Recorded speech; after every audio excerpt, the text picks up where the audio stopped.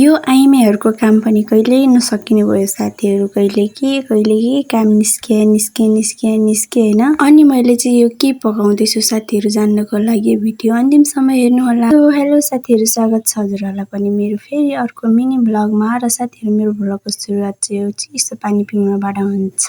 र साथीहरू, म चाहिँ यो के उठाउँदैछु हजुरहरूलाई थाहा छँदै होला। यो चाहिँ मुलाको चना हो। यसलाई चाहिँ हाम्रो चौधरी भाषामा लेस्रा भन्छ, मुलाको लेस्रा।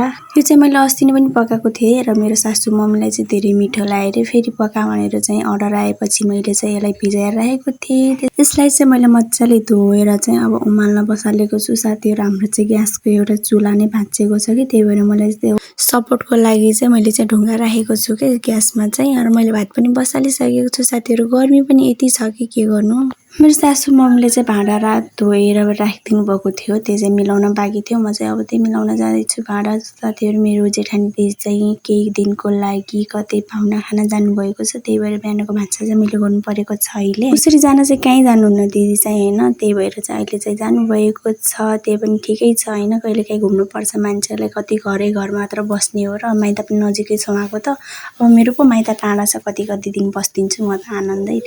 भाँडाहरू मिलाएर भइसकेपछि म चाहिँ आगो बाल्न लागेँ, किनभने बैगनलाई पकाउनु थियो र मेरो ससुराबाको बैगनको चटनी फेभरेट हो। आगो पनि काम लागेको बेलामा चाहिँ बल्दैन कि साथीहरू, यति स्टाइलले आउँछ नि आगोले पनि। बल्ल चाहिँ आगो बाल्नलाई चाहिँ सक्छ। आगो बाल्ने चक्करमा चाहिँ मैले चाहिँ यहाँ चाहिँ भात भिरिसकेको थिएँ कि साथीहरू। हेर्न जाँदाखेरि त पानी सुक्न थालिसकेको थियो र हात पनि पोल्यो मेरो चाहिँ त्यो ढक्कन निकाल्दाखेरि। यसमा चाहिँ हल्का पानी नै थियो अझै। र यतापट्टि चाहिँ मेरो लेस्रा पनि उम्लिरहेछ बक्लक। यसलाई चाहिँ राम्रोसँग खन्नुपर्छ। हेर्दाखेरि चाहिँ बङ्गुरको भुडी जस्तो देखेको छ है साथीहरू।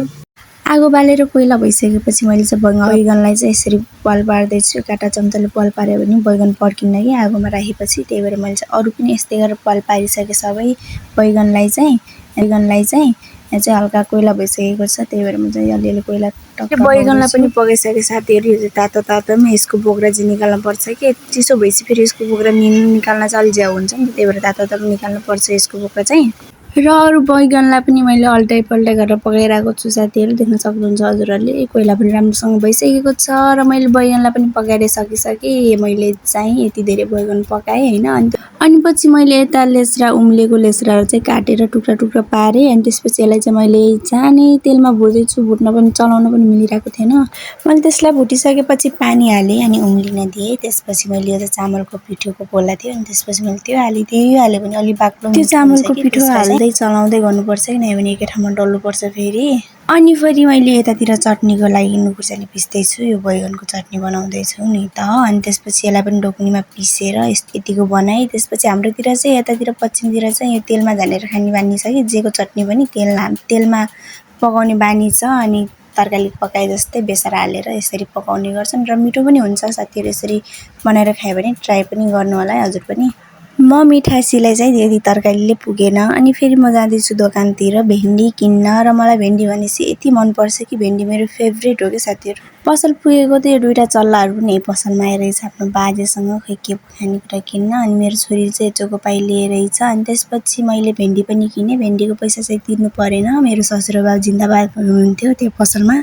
भेन्डी चाहिँ मैले आधा किलो ल्याएको थिएँ साथीहरू। अब आधा किलो भेन्डी कसले खाने कसले हेर्ने, त्यही भएर मैले चाहिँ आलु मिसाउनलाई आलु काट्दै थिएँ। र मैले आलु काटेर पनि धोएर पनि ल्याइसकेँ। अनि भेन्डीलाई पनि काटिसकेको थिएँ। पहिला सुरु चाहिँ म त आलुलाई भुट्छु, अनि त्यसपछि बल्ल भेन्डीलाई पकाउँछु कि। यसरी पकायो भने चाहिँ भेन्डी फ्यालात्त हुँदैन नि त। भेन्डी पाकिहाल्छ, फेरि आलु पाक्दैन, त्यही भएर म चाहिँ आलुलाई भुट्छु। अनि त्यसपछि माथिबाट बल्ल भेन्डी हाल्छु। आलु पाकिसकेपछि मैले चाहिँ माथिबाट भेन्डी हालेँ। अनि त्यही भेन्डीमा चाहिँ हरियो खुर्सानी पनि हालेको थिएँ। हरियो खुर्सानी हो कि रातो खुर्सानी थाहा भएन, त्यही पनि पिरो खान मनपर्छ मलाई चाहिँ, त्यही भएर मैले चाहिँ यतिको खुर्सानी हालेको छु। हरियो पनि छ र रातो पनि छ। र मेरो आलु भेन्डी पनि पाकेर रेडी भइसक्यो। खाना बनाएर सकिसकेपछि फेरि म घर पोछा लाउन थालेँ। बहिनीलाई चाहिँ घर बढाल्नु दिनुभएको थियो, झाडु लगाइदिनु भएको थियो। अनि त्यसपछि मैले चाहिँ पोछा लाउन थालेँ खाना बनाएर। अनि घरमा नै अहिले कोही थिएन साथीहरू। घरमा चाहिँ घर कोही नभएको बेलामा पोछा लाउनु चाहिँ बेग्लै मजा आउँछ। घरमा मान्छे भएपछि पोछा लाउन यति झ्याउ लाग्छ नि, हिँडेको गरिदिन्छ नि, पोछा लगाएको केही कामै लाग्दैन कि। त्यही भएर म चाहिँ घर कोही नभएको बेलामा चाहिँ पोछा लाउँछु प्रायः जस्तो। पोछा लगाइसकेपछि रुममा जाँदै थिएँ। सिँढीमा चाहिँ सिरु सुतेर रहेछ। यो चाहिँ हाम्रो घरको न्यू मेम्बर रुमहरू के साथीहरू बाबाले ल्याउनु भएको अस्ति।